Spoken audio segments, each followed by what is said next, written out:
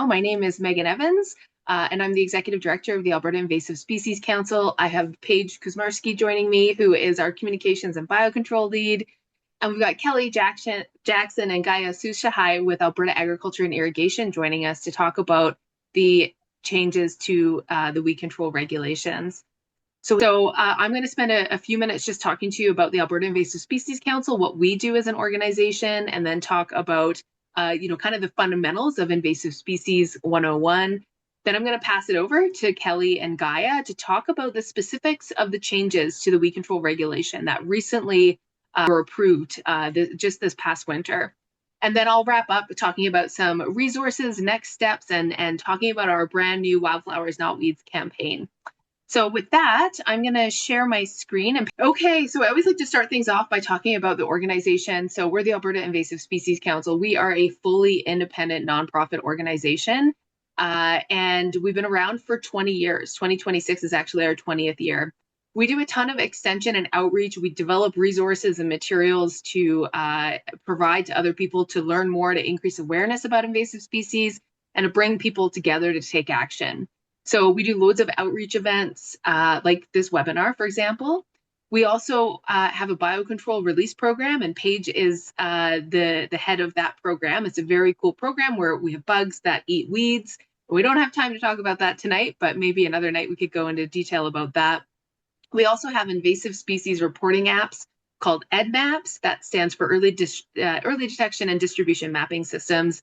And those are really powerful tools, and we'll talk a little bit more about those later on this evening. We are active on all the social media platforms. We've recently, through a federal government grant, we're able to install these what we call CD3 units. These are large boat wash units that we were able to install at certain boat launches to help people clean, drain, dry their gear to help stop the spread of aquatic invasive species. We host an annual conference. We have a really robust fact sheet library, which are all publicly available on our website. And we have a lot of fun with our education and awareness campaigns. And so as of 2025, we had 8 of those, 2 of which we've developed in-house, including Rat on Rats, which of course is there to make sure that we maintain our rat-free status here in Alberta, and our new Protect Our Waters, which is focused on encouraging folks to clean, drain, dry their gear to help keep Alberta invasive mussel free. We also author and print and distribute the Invasive Plants of Alberta guides. Those are currently being updated with the new regulatory changes that you're going to hear about in a few minutes. And they are with the printer right now. So the PDF is available as a free download on our website, and we will have print copies available for distribution shortly. And then we don't do this alone. We have 49 partner organizations across Alberta that support us in financially and loads of other ways. So primarily municipalities, rural municipalities across the province. We have right now 4 staff members and 16 board members as well that all pitch in to do this great work that we do. So really fundamentally, what is an invasive species? So invasive species are organisms that originate elsewhere and that make them their way to a new environment where they cause harm.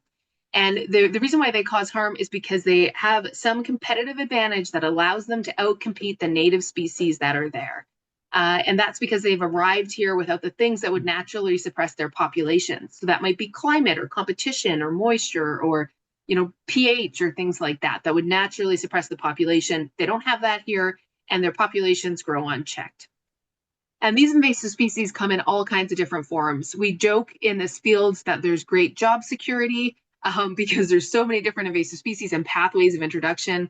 But we have, of course, invasive plants like this beautiful oxeye daisy. We have invasive pigs, invasive diseases like these whirling disease impacted fish. We have invasive fish like goldfish, and aquatic invasive plants as well. So those are plants that grow in or near water, which are even a little bit more complicated than our terrestrial invasive plants to control.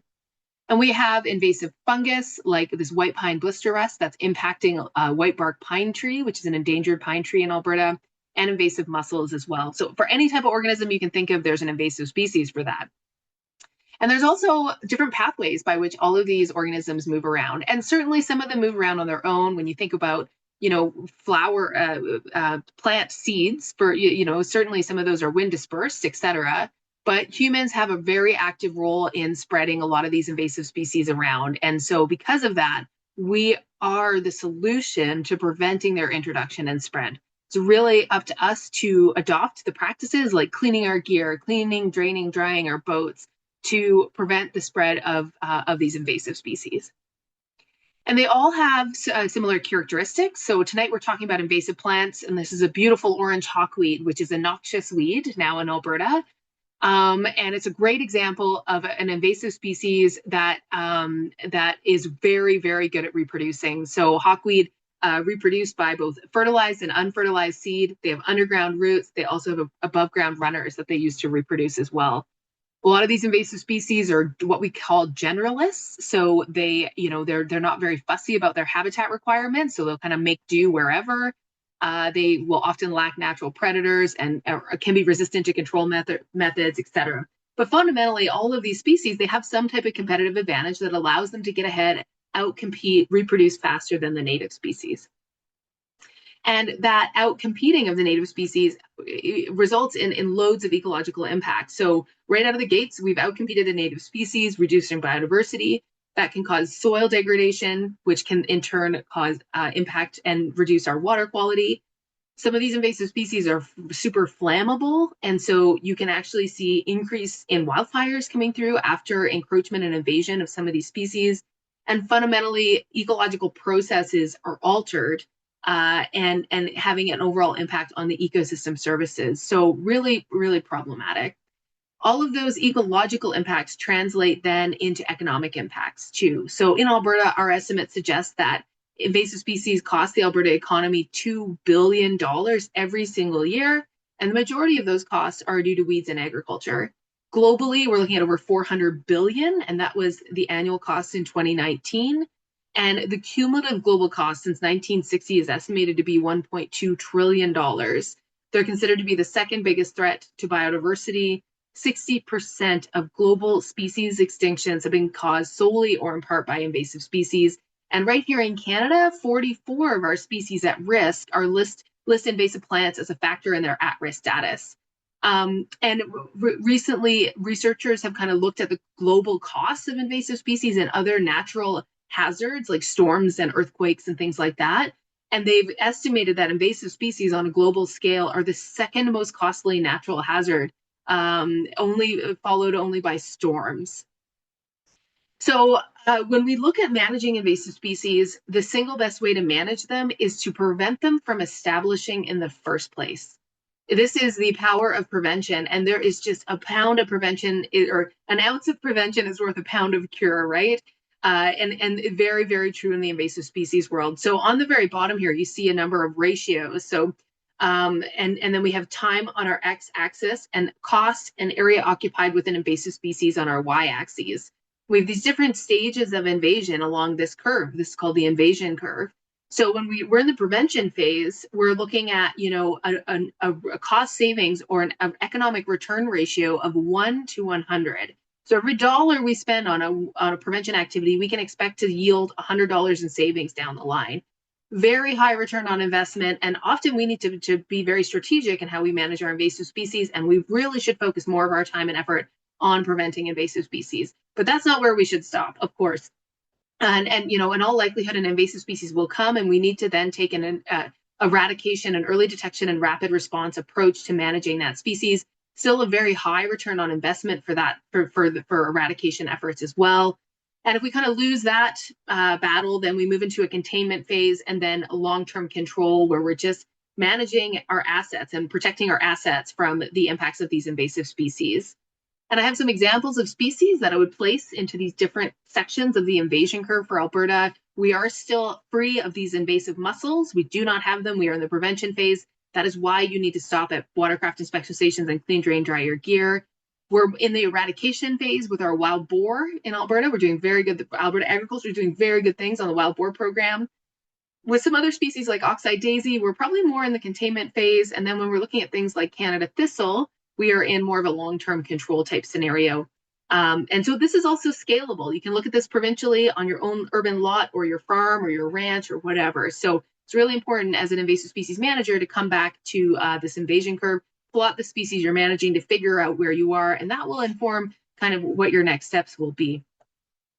In Alberta, and this is a whole webinar on regulations. So I'm going to kick it off.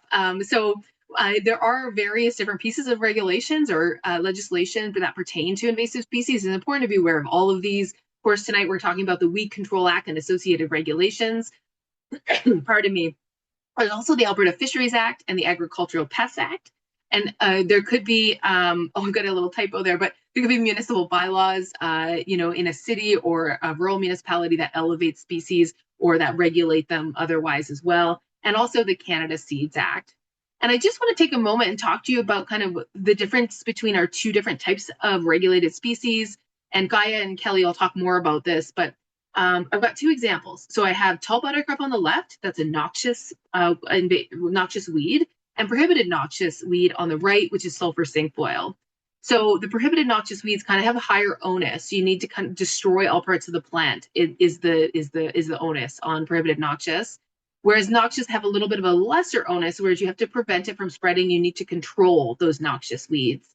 And the difference here is largely due in how eradicable they are deemed on a provincial scale. So you can see there's very little sulfur cinquefoil in Alberta. It is deemed eradicable, but when we're looking at something like the tall buttercup on the left, it is much more widespread. We're probably never going to eradicate it from the province. So it's important that we have these different types of classification. There's kind of a lot of thought that goes into that. So I'm going to wrap up my introductory aspect of Invasive Species 101, what we do here at the Council. And I'm going to pass it over to Kelly Jackson, who is going to kick us off. And Kelly is a evaluation and program assurance specialist with Alberta Agriculture. She works with the Agricultural Service Board program.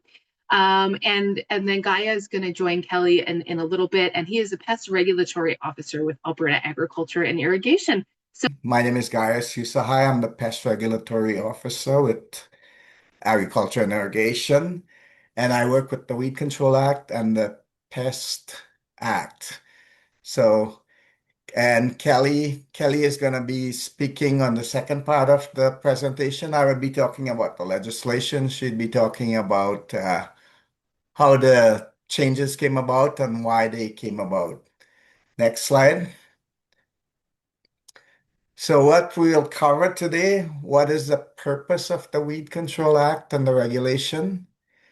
An overview of the Weed Control Act and regulation, a review of the regulated weeds, what the changes mean to everyone, and some takeaway information. So next slide, Kelly.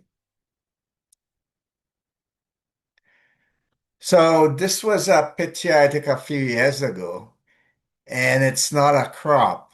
It was a quarter section that the person just bought the land and they didn't take care of it. So it's a field of scentless chamomile, and it's it.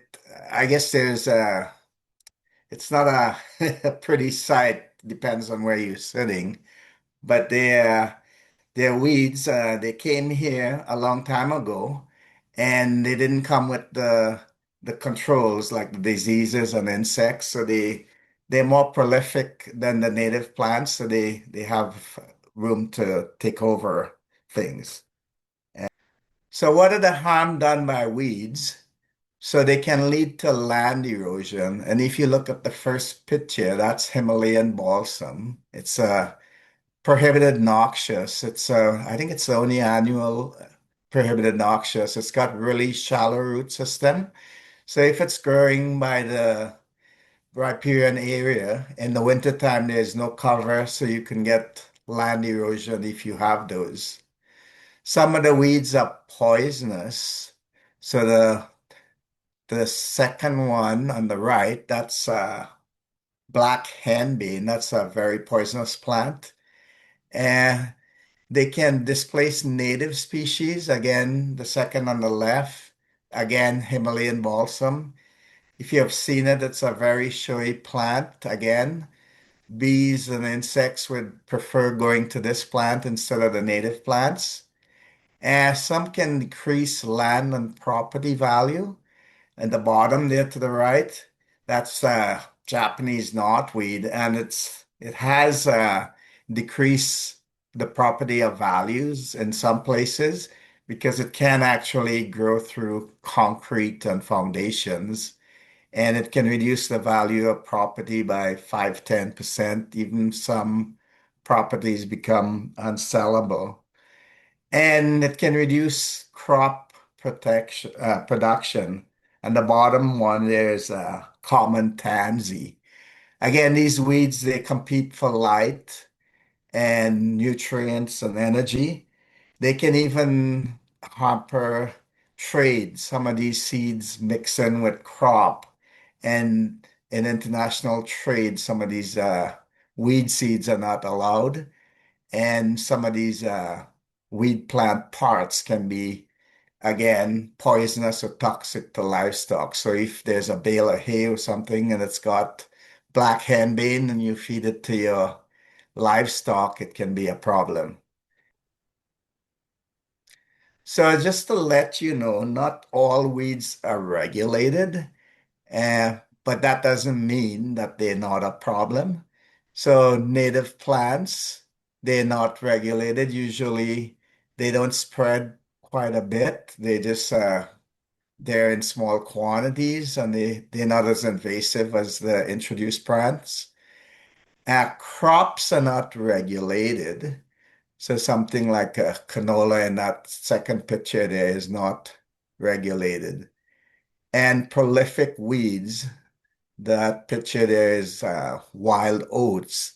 Now, if there's weeds that are everywhere, like dandelion, then the regulation becomes ineffective if they're regulated. So those are not put on the list. I know there's a lot of weeds out there that people want added, but for various reasons, some of them are not. And one of the main reasons is because they're too far gone to be regulated. Um, Municipalities do have the options to create bylaws where they can be added. So if you're in a municipality and there's a weed that's a problem, it can be added. So why do we have the Weed Control Act? Now, this is a very old act that came in effect in 1907. That's 2 years after the Alberta became a province. And the initial purpose of this act was to protect agricultural land. That was back then, but now it also served to protect riparian and natural areas. And again, as I mentioned, Himalayan balsam is one that can do a lot of damage to the riparian areas. And it also is there to prevent the introduction and spread of highly invasive species. And you can see the purple loosestrife by the lake there. So that one is a pretty invasive plant, and plant parts break off and they can spread quite rapidly. So the regulated weed classification, we do have two classification. We do have the prohibited noxious weeds on Schedule 1 and the noxious weeds on Schedule 2. Prohibited noxious weeds are the ones that either they're not here or they're present in small quantities. And that curve that Megan showed you shows it's best to do early detection, rapid response with the prohibited noxious. You find the weed before it gets here. They're either not here again or in limited quantities. The noxious weeds, they're pretty much everywhere in the province. So those ones to be controlled. So the prohibited noxious weeds listed on Schedule 1, there are 51 weeds listed on the regulations. That's with the new change. And they're present in small quantities, or they're either not here in Alberta, as I mentioned. And again, the focus is on EDRR. And if present, the goal is to eradicate by destroying all growing parts or rendering reproductive parts non-viable. And with these uh, prohibited noxious, they usually have more than one mechanism for spreading. So you might think you cut the plant down, but there's still roots, bulbs, tubers, rhizomes, things like that. As the case with the hawkweeds, they do have the stolons that spread. And the noxious weeds, now we do have 44 weeds under regulations. It was 29 before. They're already present in many areas of the province, and they're considered to be too widely spread to eradicate. And again, the objective here is to control and containment. And it says in the regulation is to inhibit the growth or spread or destroy. So maybe you're in an area where there is a low volume of a certain type of noxious weed, it can be destroyed. So again, it's up to the municipality to decide on how these weeds are regulated in their area. A local authority can make a bylaw to add a weed of concern. So there might be a weed that's not on the list that municipality wants to keep out. So they can add that weed to the regulation. And in the regulation, they're noxious and prohibited, as I mentioned. A noxious weed can be elevated on a bylaw to a prohibited noxious weed. Weed cannot be downgraded. So if it's a prohibited noxious on the regulation, it can't be downgraded to noxious. And it's a good idea to check with local municipality, both in the rural and urban areas, to see what their local bylaws represent. Now, this is a weed distribution map. Dr. Chris Nisa is our weed expert, and he came up with these distribution maps. So it does not list all the regulated weeds because we just made the new changes, but it's a good place to look at the distribution. And if you check the website out, you can put in the weed and it would let you know where these weeds are located. It shows you a map, how they're distributed. And the example here is common tansy, and you can see on the map where the distribution is. So it's a pretty useful tool if you want to know how widespread a weed is. It's a work in progress. So Chris is always updating this map. And I will turn it over to Kelly to do the second part of the presentation. So Great. Thanks so much, Gaia. As Megan mentioned, there are a lot of ways that weeds can disperse and move around. So when we start to consider why do we need to keep reviewing the weeds that we regulate, that movement is one of the biggest issues that we are looking for. They are the ultimate hitchhikers. They spread between areas and people, wildlife, our pets, and various modes of transport. But hitching a ride, that's just part of the story. So once the weed gets here, it also needs the right conditions to establish, reproduce, keep spreading. Um, a lot of the weeds, they are very adaptable, but in the past, there were certain climatic conditions, such as our temperature and moisture, that limited where they would survive. And now we're starting to see weeds move into and thrive in places where they were never found before. So when you think of weeds, if I said kochia in past years, you think, oh, that's a southern Alberta problem. But now it's turning up as far north as Lacrete. So as the conditions change, so have to the list of the regulated weeds. And there are other factors as well. One of the things when you're considering whether to regulate a weed or not, you have to make sure that you understand the properties of that particular weed. Is herbicide resistance increasing?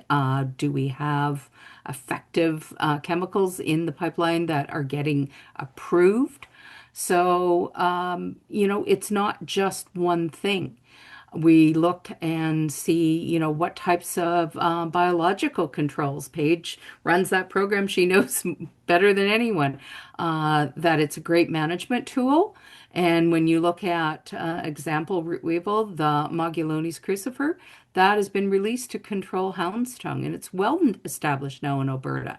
But these biocontrols, they take time to test, approve, and deploy.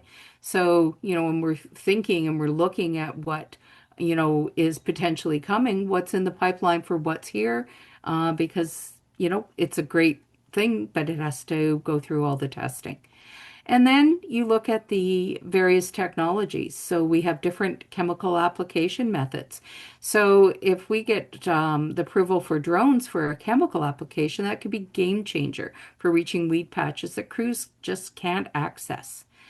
And we have to also keep an eye on what's happening just across our borders. There's weeds that are in other jurisdictions that may not be here.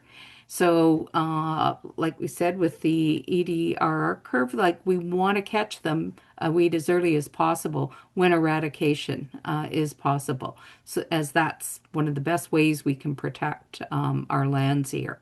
So all of these factors, this is come into play when you have to determine whether regulation is actually the right tool. So let's get into the weed review. And, believe it or not, it started back, 2020, 21 through 2022, where the initial 75 regulated and 16 non-regulated weeds were initiated. And you might think, like, how could it take more than 4 years? Well, yeah, government processes, they do move slowly, but I also want to draw your attention to and appreciate the coordination that was involved. So that initial review was a partnership with the Alberta Association of Agricultural Fieldmen, the AAAF, and the ministry, who looked at each of those 75 and 16 regulated, 16 non-regulated. And each one of those had a risk assessment, and it was all of those weeds were reviewed to identify potential changes.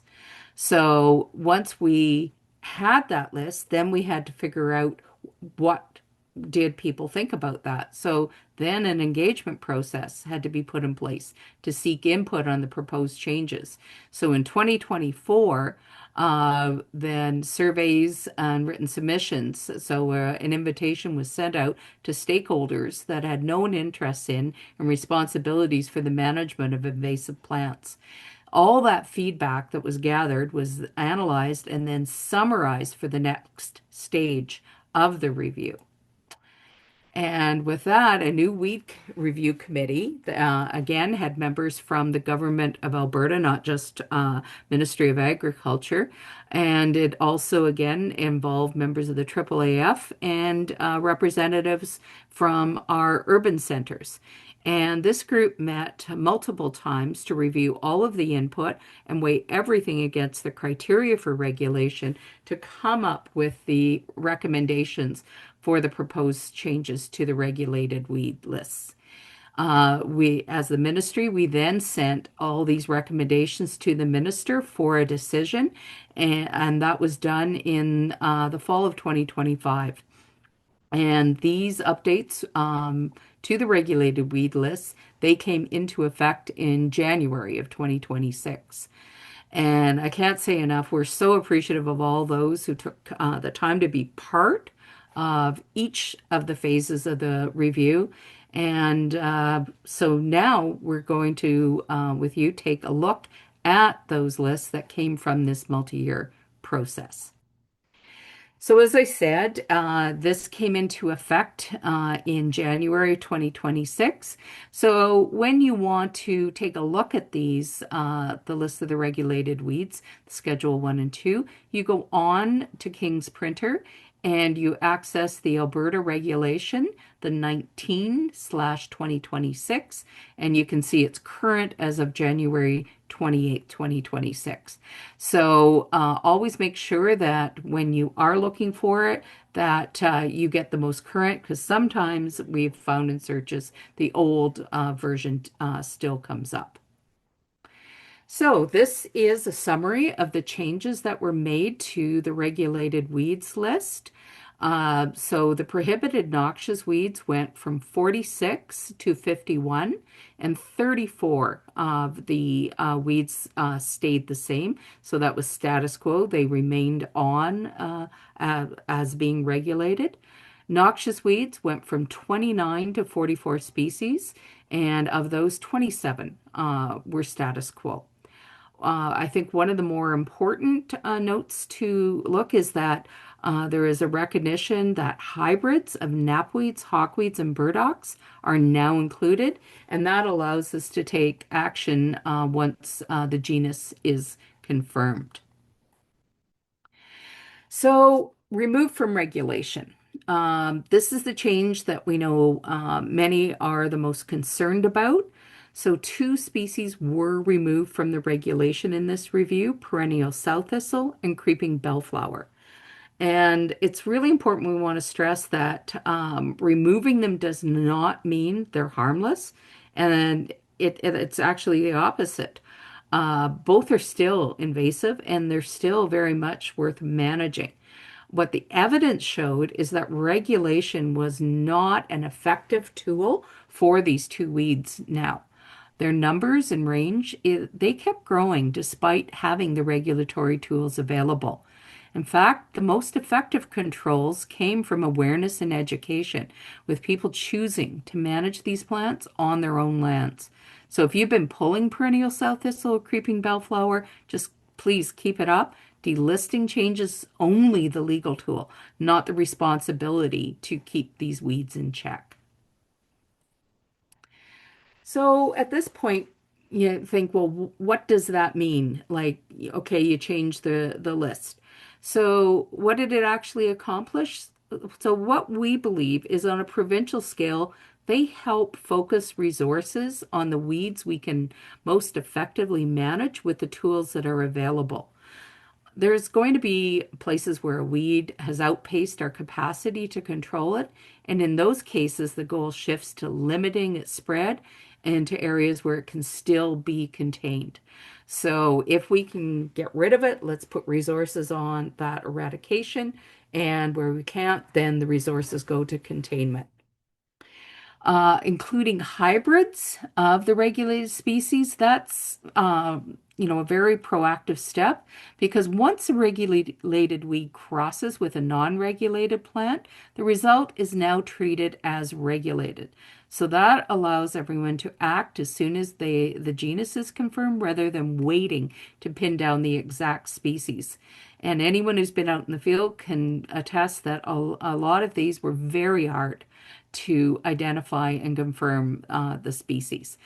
And acting sooner, that means that we can, start to get those management measures in place faster.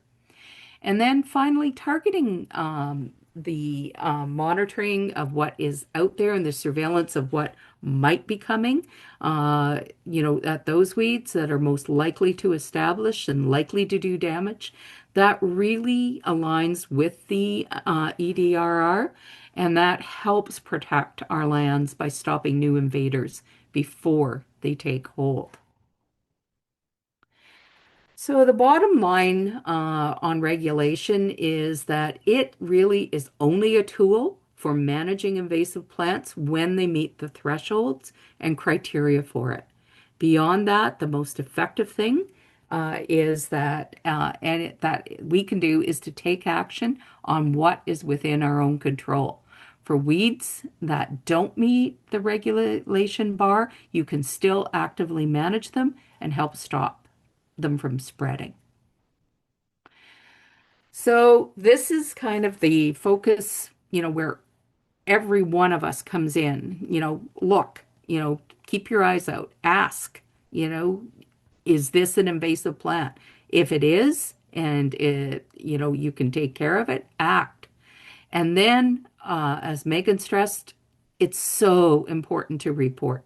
The more eyes that we have out there, the better our chances of spotting and identifying an invasive plant before it establishes and spreads. If you're in an urban center or a rural municipality, reach out to that local authority to report a suspicious plant and get help identifying it. If you think it might be a prohibited noxious weed or you really can't identify it, call the province at the 310 farm and they're going to connect you with a person that can help. Could be Chris Neeser, Dr. Chris Neeser, our provincial weed specialist, who is on the webinar right now. Gaia as our pest regulatory officer, or Krista DeMiliano, who is our chief provincial plant health officer. And again, as Megan said, the apps like the EdMaps or the iNaturalist, they're great tools. And this makes observations visible to everyone. So when you pin a location, it allows local authorities or the province to follow up and take action. So close the loop. That reporting is so, so critical. So that brings us to the end of our presentation, and we're happy to take any questions. We really appreciate your time and attention today. And if something comes up later that you didn't think to ask, then please reach out. We're always happy to take calls. Thanks so much, Kelly and Guy. I really appreciate that. So there are a couple of questions too, and if you have questions, folks, feel free to put them into the Q&A box. So the first question was from Michael, and I think we've covered it. So the question was, could you please go over the 2026 changes to the weed control regulations? That is, which weeds were removed and why, and new adds and changes. So I think, Kelly, you've covered that pretty well in your slide, unless there's anything you wanted to add to that. No, I think that the best thing is to go on to King's Printer and you can see that. And I know you have a lot of the resources, fact sheets, the plant guides, all of those things are great. And just become aware of what those changes are, because you could see a lot were added, as well as keeping a fair number of the ones that were regulated in the past. So I think it is a pretty comprehensive list, and there will always be monitoring, taking in the information, and having to act. Yeah, absolutely. Thanks, Kelly. So another question just popped up, and the question was, can you go over again quickly why bellflower was removed? Sure. Okay, so when we had the list of the proposed changes that the first review committee had proposed, and we put that out for feedback. So the feedback that we got, yes, that it was still, there was strong opinions that it was still invasive. It still caused a lot of problems. But the data on the occurrences and the ability to take effective action through regulation, there was no evidence supporting that regulation was making a difference in it. So, there weren't notices being issued. There was an abundance of evidence looking at the materials, the information that was out there. There were a lot of groups through gardening groups and just individuals and that were taking actions. And that's where the evidence laid, is that individuals were doing the job. It wasn't a regulatory tool that was causing the controls to limit spread to be used. So that is what was behind. So it did not meet the threshold for looking that regulation was having, was part of that intended impact. Okay, thanks, Kelly. Our next question is from Claudette, and Claudette asks, why are garden centers and nurseries not monitored more closely? I can often find some of these plants for sale. Claudette, that really is a good point. And it's interesting because when I've been out to some municipalities, part of their weed program, an invasive management program, does include going out and creating that awareness. And I know AISC does a lot of fact sheets and work and support on that. I don't know why it is not a spread. I know the legislation is a enabling legislation, and we leave it up to municipalities. So a lot of these greenhouses, Yeah. nurseries are in rural municipalities, some in the urban. And we do get reports from concerned citizens that they're selling plants that are regulated weeds. And when we do get them, we do direct the municipalities to go remove them or destroy them. And there's so many nurseries that are not even listed. You can't even find a phone number for them. That we don't know where all of them are located, and it would be uh, too onerous for the amount of people we have to go monitor all these nurseries. But we do encourage the municipalities to monitor and see if there's any regulated plants that are being sold. Okay, thanks. And I think too, like one of the issues is that some of those seed packets don't have to have the contents labeled, which I think is a big gap, and we'd love to see that change. So we do still see, wildflower seed mixes, and goodness only knows what is inside that packet, right? So that I think is a gap that would be challenging to close, but maybe something very worthwhile to deal with them. It's something that we're trying to address through some of our campaigns as we move forward. It's just creating awareness about some of the issues with those things as well. And So, oh, go ahead. Yeah. and the other thing with those, they come from other states and they come from other country. Mm, So it's really a challenge to get them to stop sending it. absolutely. So the next question's from Christine. Hi, Chris. Christine is asking us to comment on the reclassification of some of the species, so knapweeds and hawkweeds, from prohibited noxious to noxious.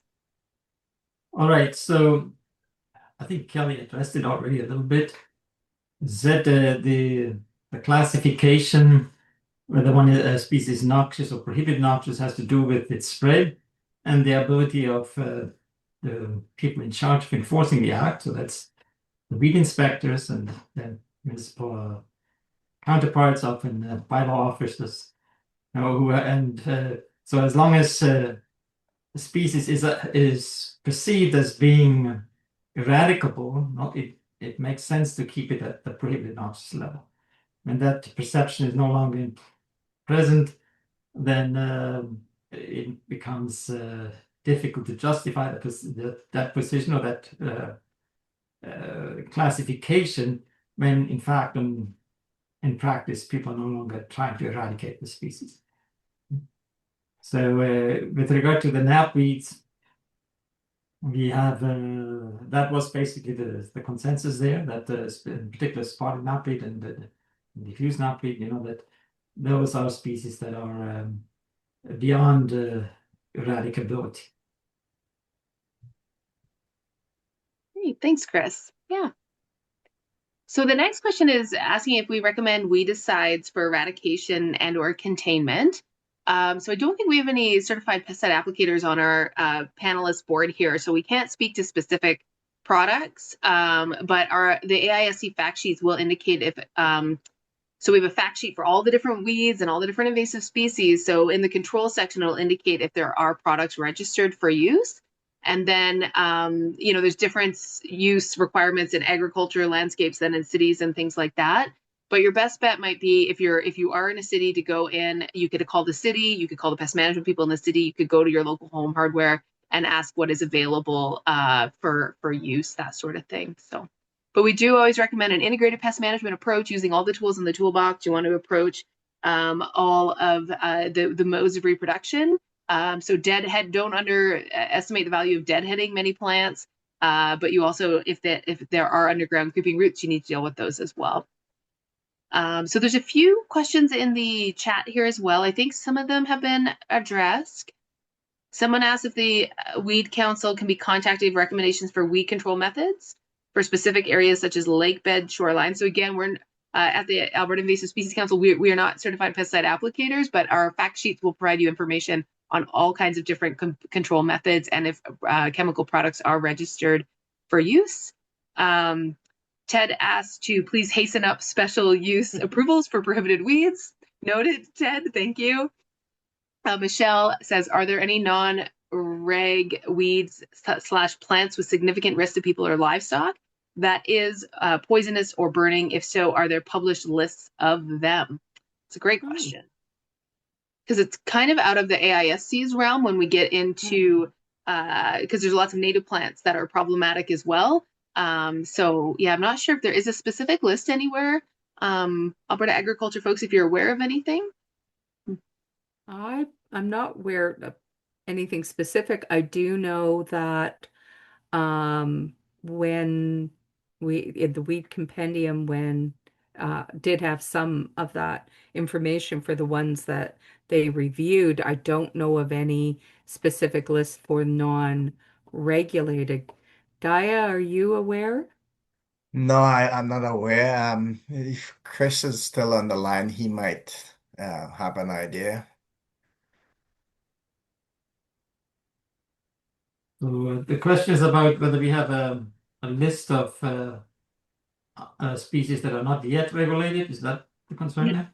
Looking That would for be, weeds or plants with significant risk to people or livestock, so like super toxic or can cause burns. All right. So that's basically the whole concern around poisonous plants. There's the Weed Act doesn't really address that directly. That type of information used to be distributed through, say, veterinarians. We used to have staff in that area. We don't anymore. There's a bit of a gap in information on that, and I certainly acknowledge that. But there are numerous native plants that are of concern to ranchers. It's not just invasive, introduced plants. And right now, I'm not aware of any publication that comprehensively covers that. So it's something that someone should work on it. So While I'm much on here, I may also briefly comment on the kochia. Kochia is very much a concern in agriculture due to the herbicide resistance. We now have 3 to 4 herbicide group resistance, and there is indeed action from municipalities to have it regulated. Now, it is this particular case of a weed that is very much of a concern in agriculture and crop production in particular, and therefore with a lot of very high economic costs to agricultural producers at this time. So the Weed Act is being used for that purpose. However, it's clearly a plant that is it's very common, at least as common as dandelion around here for sure. So that explains a bit, depending on the nature of the threat, that may vary. The criteria around the plant may vary for having it regulated or not. So far, this has been regulated just at the local level through bylaws, and I'm sure Gaia can tell you which jurisdictions have it elevated, but there are jurisdictions up in the Peace region that have it elevated. I saw Christine posted a publication that may have that list.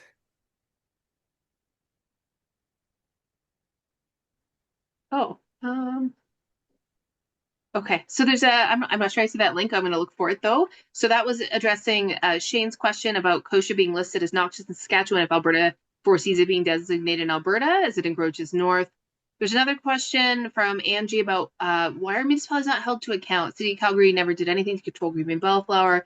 Now that you've taken off the list, they will do even less than nothing. So I don't know if you want to explain how the Weed Act, I'm not sure, but I'll pass that to Alberta Agriculture to address. So again, Regulatory.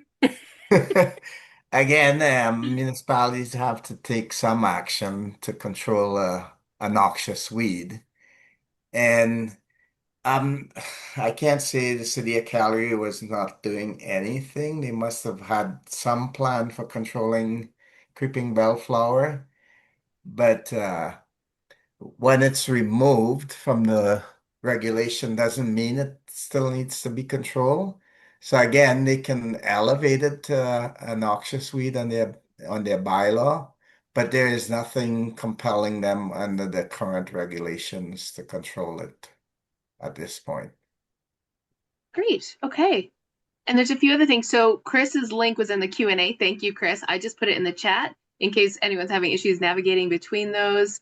Claudette asked if there's much interest in using biological controls. And so I can probably address that. So we do have a biocontrol release program where we offer certain biocontrol agents. Those are specific bugs that eat specific weeds. We don't have them available for all the weeds. We've been working on securing funding over close to $500,000 over the last 10 years to support the biocontrol research for common tansy biocontrol agent, which is coming very close to releases in Canada, which is very exciting. And we've also established the Alberta Biocontrol Consortium to further biocontrol research to get more agents developed and to fundraise for that research as well. So biocontrol is a great ecologically sound, sustainable control option, and it's another tool in the toolbox, and we definitely recommend that. So I think there's lots of interest in biocontrol. It's just a really slow process. So Liz asked, when perennial south thistle was being reviewed for delisting, was the impact on industry behavior taken into account? Facility owners in the various industries in Alberta, for example, oil and gas, pipelines, renewables, will follow regulations that tie them to a specific behavior.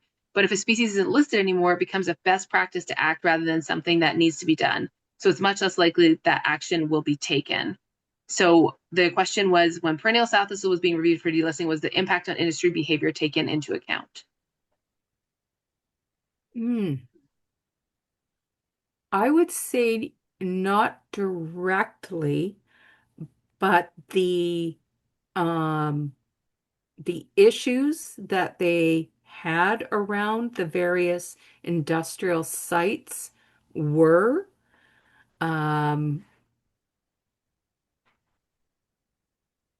so how would you frame it, Gaia? Like, they looked at, was that where things were occurring and how frequently they would have to take action?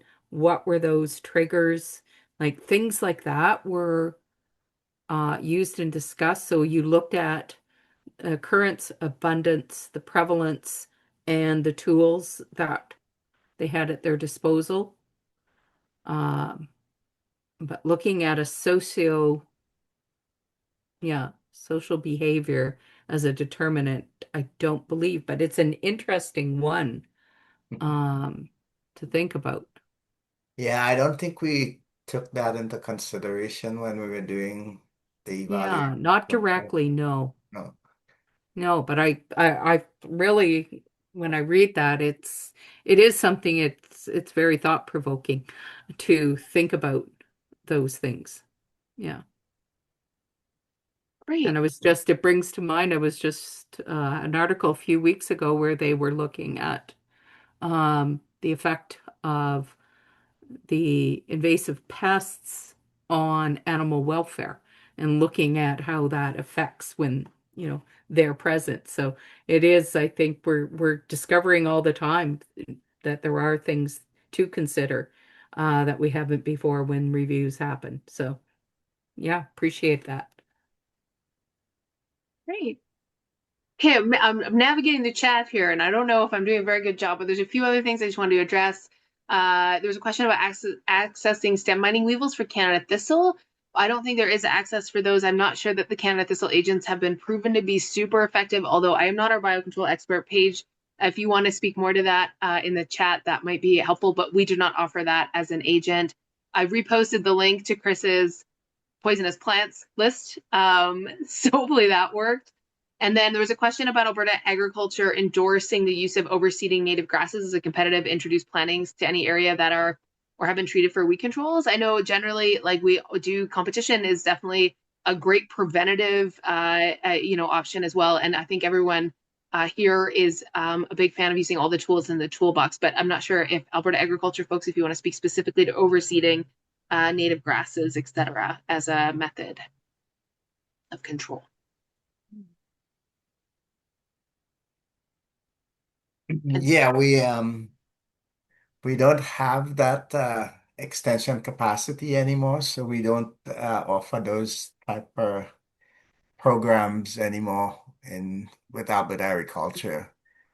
So I think Alberta Environment in rangeland, they might have some programs involved in helping with that type of rangeland overseeding. But for Alberta Ag, we don't do that type of work anymore. And Tom, I just put a link in the chat to the Grassland Restoration Forum group. They do a ton of great work, and I think they're the ones that sell the plant community guides and things like that. So they would be very tuned in. If you're dealing with native rangeland, you want to be very careful about any seeds that you're introducing, but they would be probably the go-to for certainly the plant community guides and to source native seed production as well. So yeah, great. Okay. So I think we have addressed everything in here. I'm not totally sure. And is there any other question? Okay, I think that we're good. So we are at 7:30. I was going to touch on just a few things before we go, but we're out of time. I would say that there's a ton of great resources for identifying invasive plants. There's the Alberta Wildflowers app. There is Picture This, iNaturalist. We use our EdMaps app as well. That's Early Detection Distribution Mapping System. Great for helping you identify, but also reporting. So you can send in reports of invasive species through EdMaps. We get them, and then we send them to the local authority for follow-up. So, and all of those then go into a provincial distribution map. Definitely do that. Check out our Wildflowers Not Weeds. We launched it yesterday. Brand new app talking about the difference between our wildflowers and celebrating our native plants. Sorry, celebrating our native plants and the difference between them and our weed species as well. There's loads of information on our website. Please stay in touch. Check out our sign up for our newsletter and check us out on our socials. So with that, super huge thank you to Kelly, Gaia, and Chris from Alberta Agriculture, and to Paige for helping with my technical issues. I sure appreciate everybody's help and time, and for all of you for joining us tonight. Thank you so much, and have a great night, everyone.